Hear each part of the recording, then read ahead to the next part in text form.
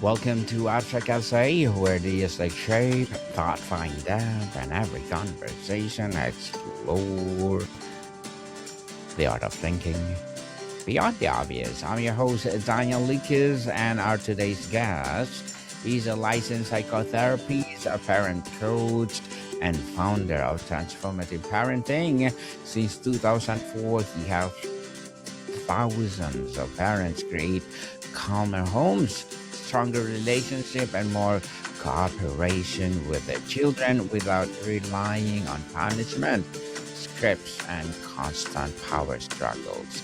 None other than Mr. Todd Sarner. Hi, Daniel. How are you doing?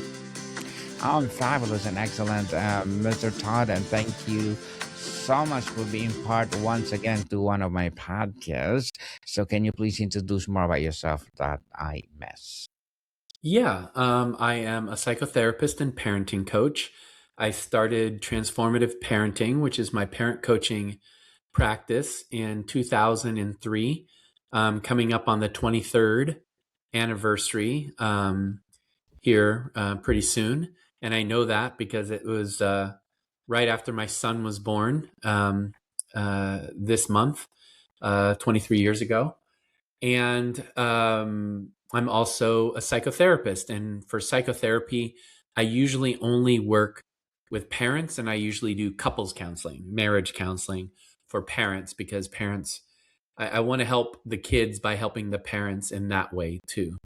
And a lot of stress and strain of modern kind of life and being parents causes a lot of friction between a couple. And so, either through the education with transformative parenting or through the couples counseling with my marriage and family therapy practice, trying to help kids by helping the parents to have an easier time of things and learn the things they don't know how to do yet, mostly. Well said, well said, Mr. Todd. And let's talk about why so much parenting advice fails in real life. But here in Abstract Essay, we salute you, we celebrate you for sharing your knowledge and wisdom to us, as well as to the world. Thank you. Thank you. Thank you. You've said that so many loving, thoughtful parents are stuck in daily conflict with their kids despite of doing everything the books tell them. Why does so much mainstream parenting advice fail in real life, Mr. Todd?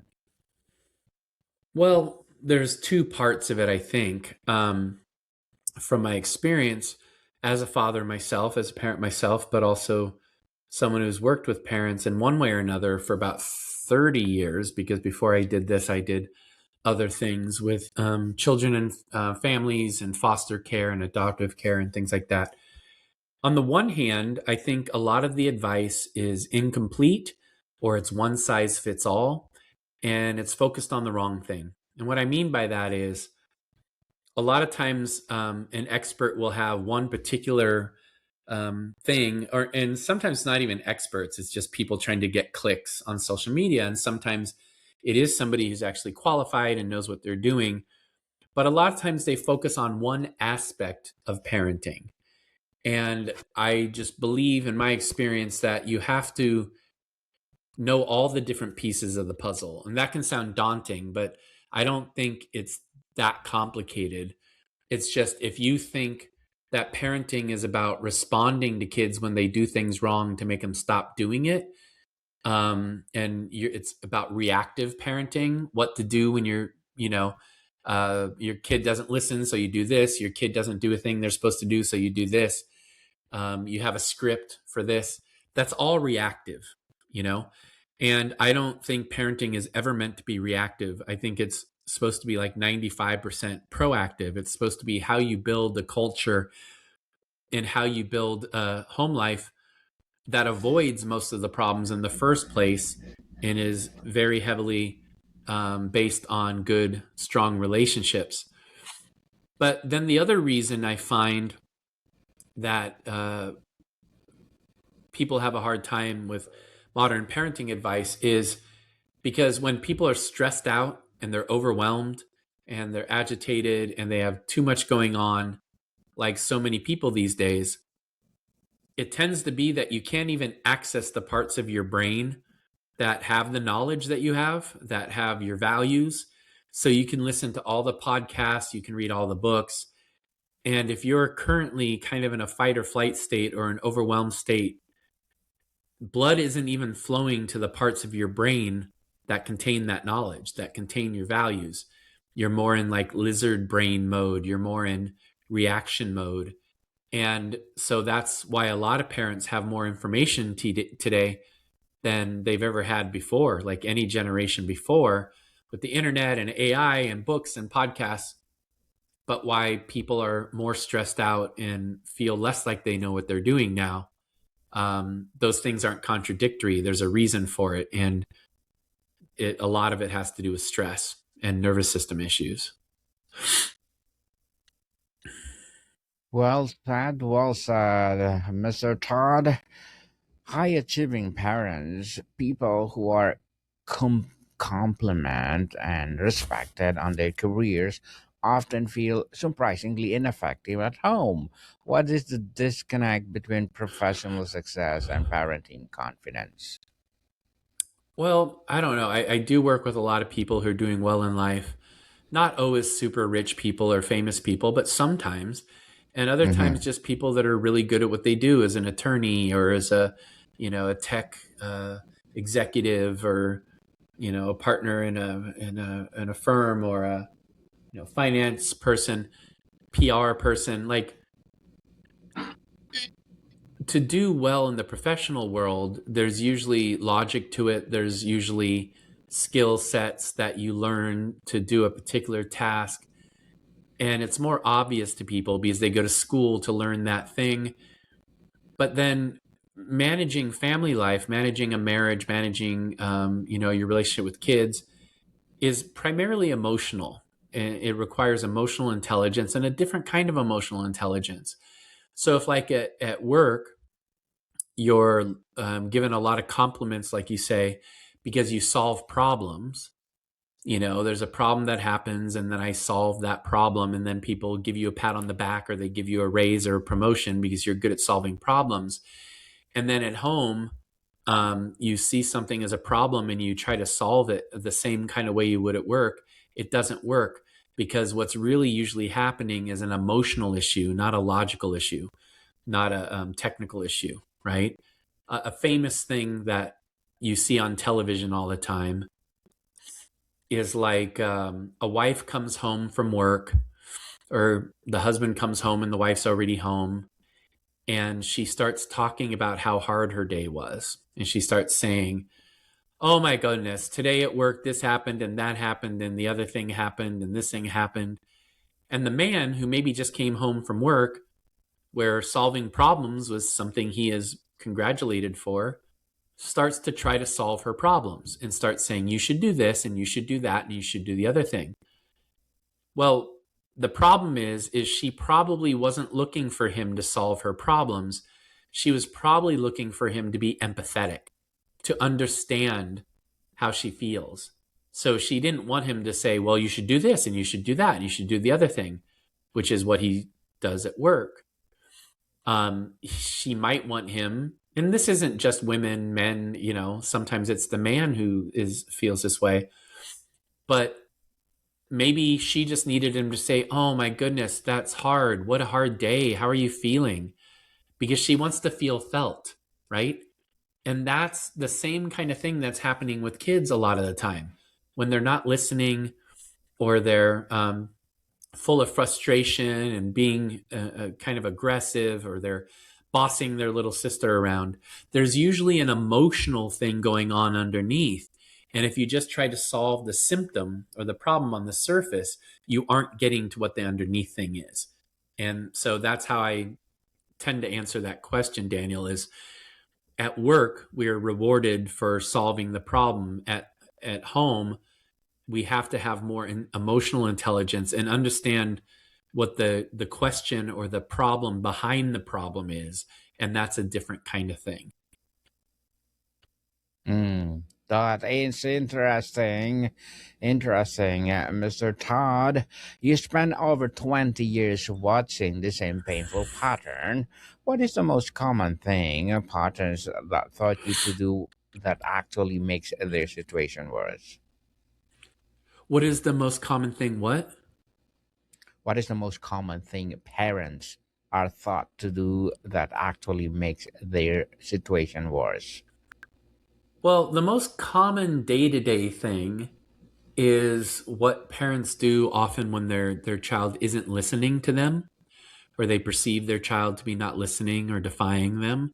It's probably the most common problem I've heard from parents over the years.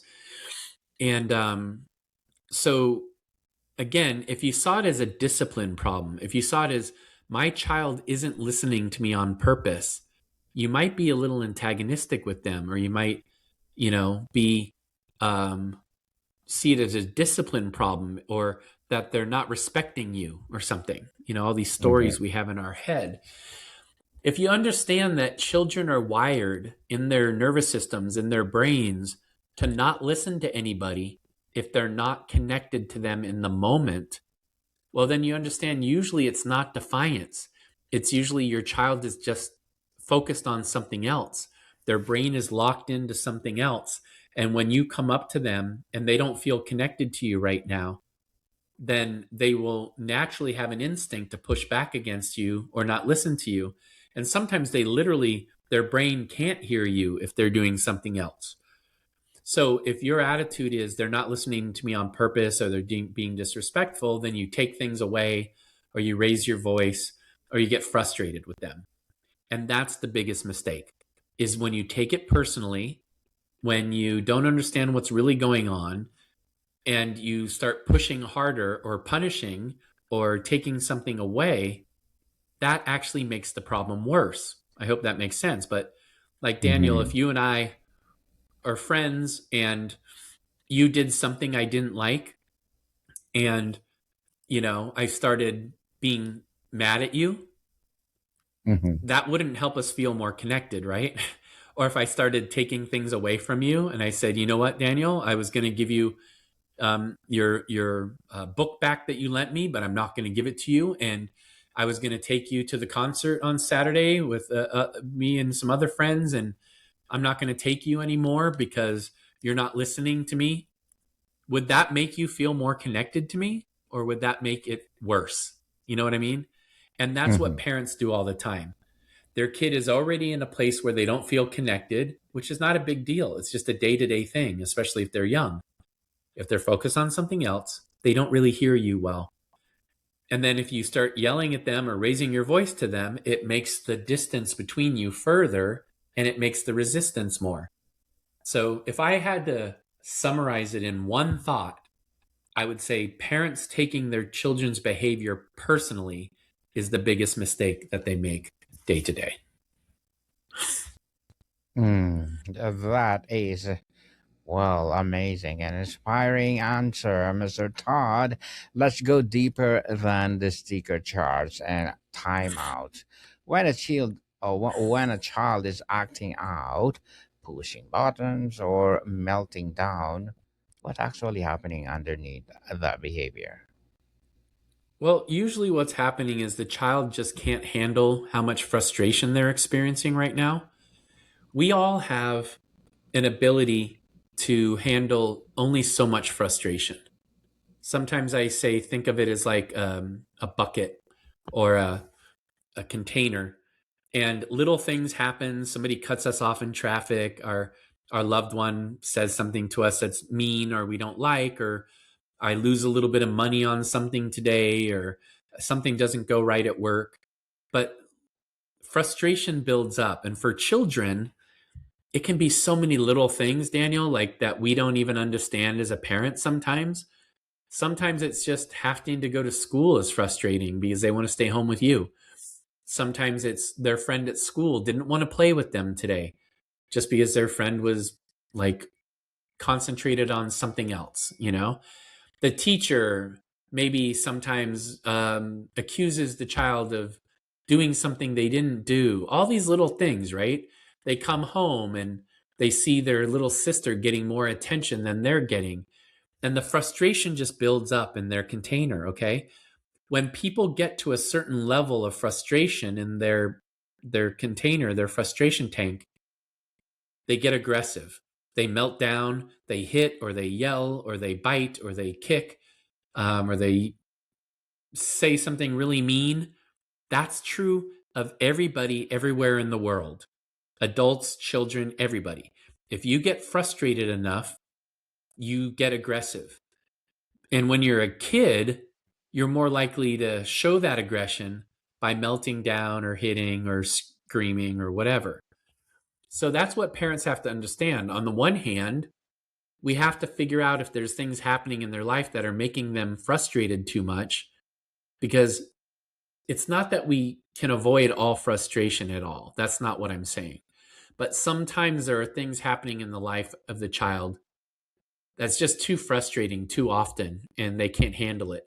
So we might on that end look into that a little bit. And there's so many things that could be. It would be specific to a situation.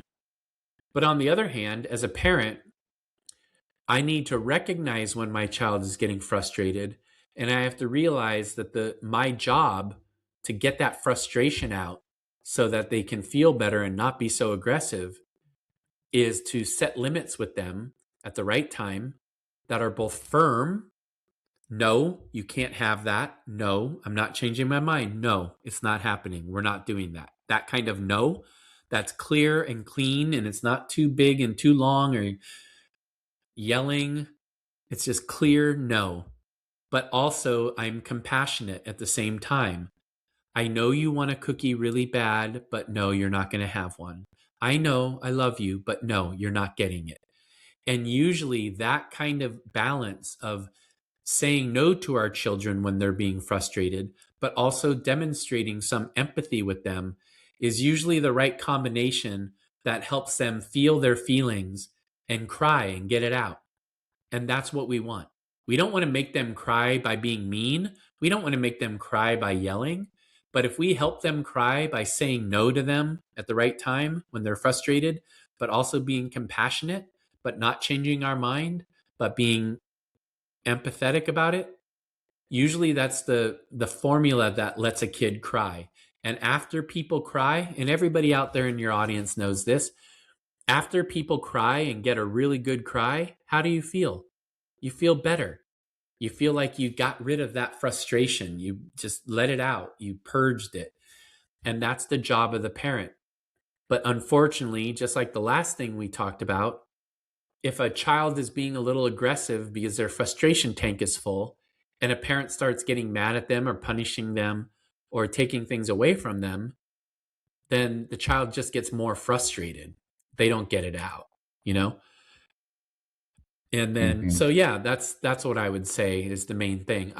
When I'm teaching parents in my coaching practice, I take 2 or 3 sessions just to talk about everything to do with this, because I think it's so important. And I think it's important not just for today when kids are full of frustration, it's important for the rest of their life, because by helping them with this, it helps them become more resilient human beings growing up. It helps them build the muscle so they're not afraid to fail. They're not afraid to have frustration. They know they can feel it and they can deal with it because their parent helped them too. And it's one of the most critical things that as a parent I would want a child to have. Beautifully articulated. Mr. Todd, you talk about becoming the calm leader your child wants to follow. For a parent who feels anything but calm, what is the first step toward that grounded authority, especially when they are triggered right now? Well, unfortunately, the worst kind of advice is advice given to you about what to do when you're already triggered. Mm-hmm. Because of the same thing I said earlier. When you're triggered, you don't have access to knowledge. You don't have access to your values. When you're already triggered in your nervous system, you have very, very little ability to recall the thing that you should do. So I'm not saying, Daniel, that I don't give advice about that. My advice is generally take a deep breath, give yourself a timeout, step out of the situation, tell your child, hey, this isn't working. I'll be right back. I need to go catch my breath.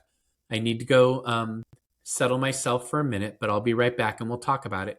And then go take some deep breaths and just get out of the situation so you can kind of collect yourself, kind of get a hold of yourself. But most real information is about what you do to avoid getting there in the first place. And that has two parts.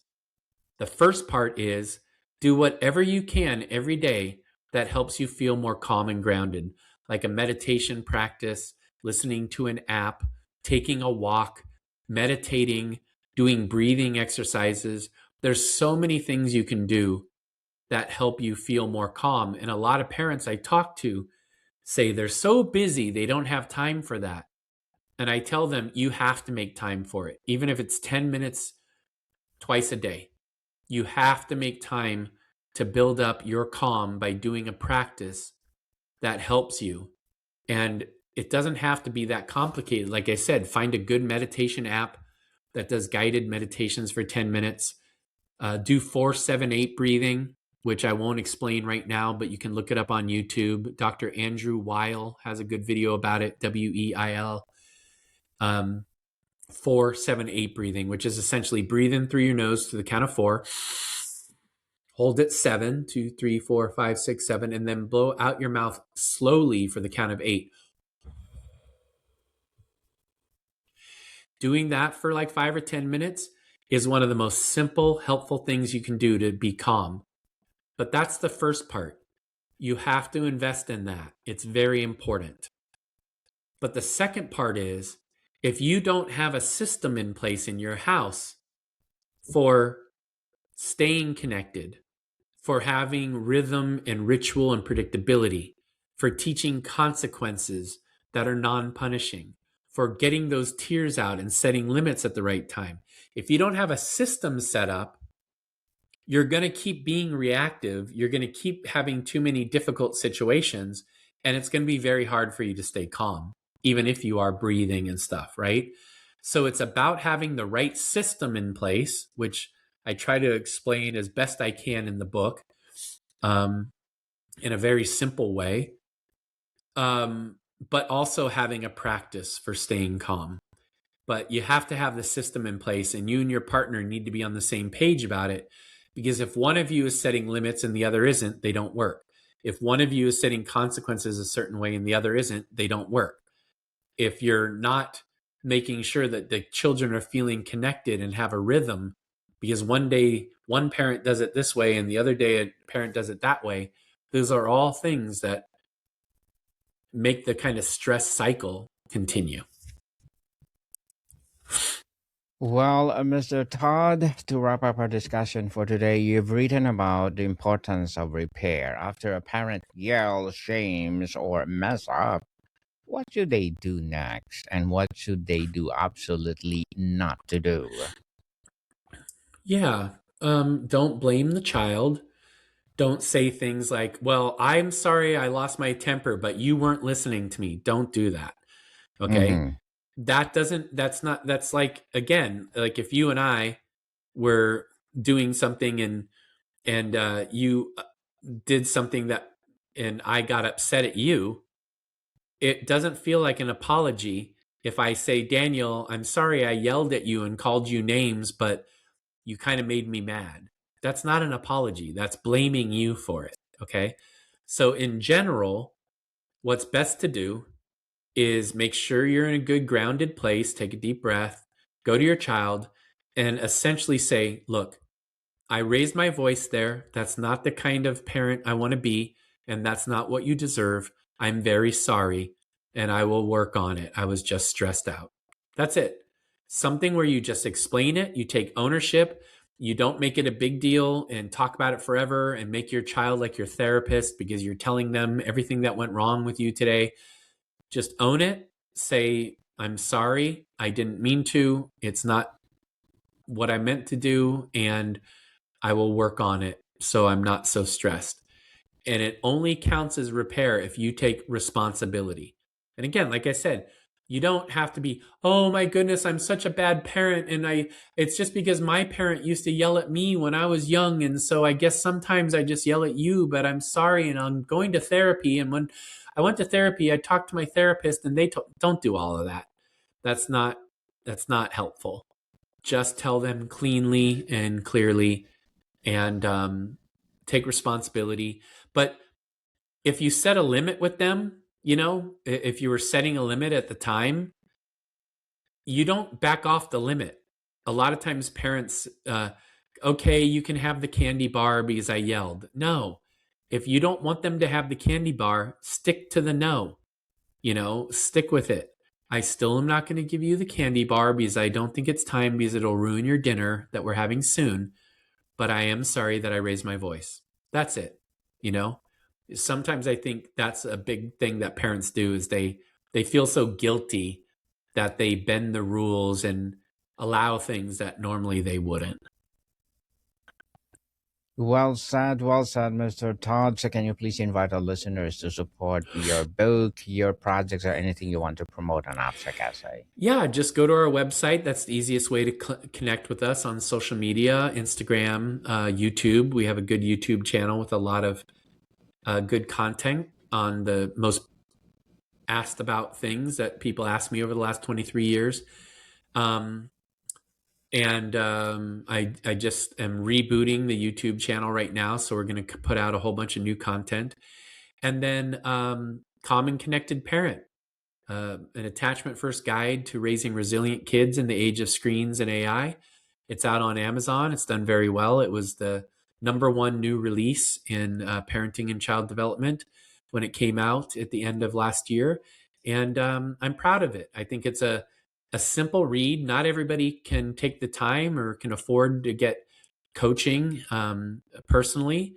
And so I wanted to make something available that was cost of a couple cups of coffee that people could learn something from. And you can see some of the reviews there. I'm really proud that people have enjoyed it. I saw a review. Somebody said, I actually calmed down while I was reading the book. And I thought, oh, that was great. But a lot of good professionals that I respect have said nice things about the book. So our website, transformativeparenting.com, and The Common Connected Parent on Amazon. Well, Mr. Todd, congratulations. And I have one more question before I will let you go. Many parents fear that they are not strict enough. Their kids will walk all over them. How do you distinguish between healthy authority and controlling behavior? And why do kids actually respond better to the former? Because when parents are the leader their kid needs them to be, and sometimes I say it's like being a mama bear or a papa bear or a mother goose, kids need to know the rules and they need to know where the boundaries are, and they feel safe when the parent is in charge but not yelling and screaming, because that's false authority. It's usually just a signal that you're too frustrated and you don't know what to do. What kids need is a big mama bear or a papa bear who's in charge and who takes care of them and makes decisions on what's best for their child, not trying to be their best friend, but also not being a mean dictator. And it's that combination that usually people really like. And it helps a kid feel secure. And they don't need to feel like their behavior or what they're doing is what controls our family life. They want to believe that their parents are firmly in charge, that they're nice, that they're empathetic, that they're kind, but they're in charge and they're driving the car. And that's what the job is of being a parent, I think. Mr. Todd Sarner, thank you so much for your time. Thank you so much, Daniel. Thanks for having me on. Bodycam people, see you soon. Again, Mr. Todd.